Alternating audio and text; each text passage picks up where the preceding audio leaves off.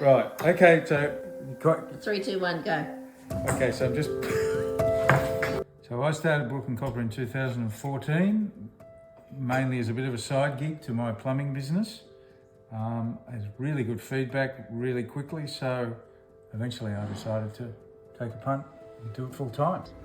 So these days Brooklyn Copper is based down in Ulladulla on the south coast, and I live about half an hour away in a beautiful little seaside village. We came down here during COVID, fortunate enough to get some space down here. Worked very hard to set it all up down here, and now it's going well. We have a great little setup, and it's given me a very good lifestyle. Simon, what are your favourite things about living on the coast? Oh, it's a long list what my favourite things are about living on the coast. Life's just a little bit slower. Everybody's more friendly. There's no traffic. You get time to stop and have a chat, and people want to stop and have a chat. Sydney's a great town, but it's certainly a city. Everyone's running to stand still, is what it feels like to me sometimes. Why am I in love with copper?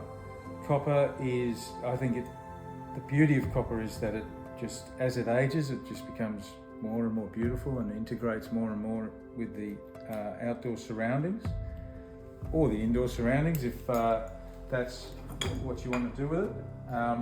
It doesn't rust.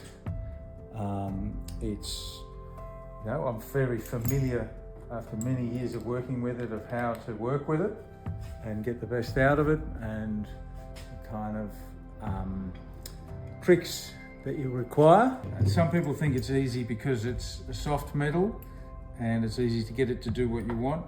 But some people, and this is probably in a more industrial context, find it quite hard to work with because the softness of it can clog up the tooling, and the end result is often not as strong as they would like it to be for a sort of hardcore industrial application. For us, it's plenty strong enough for what we do, and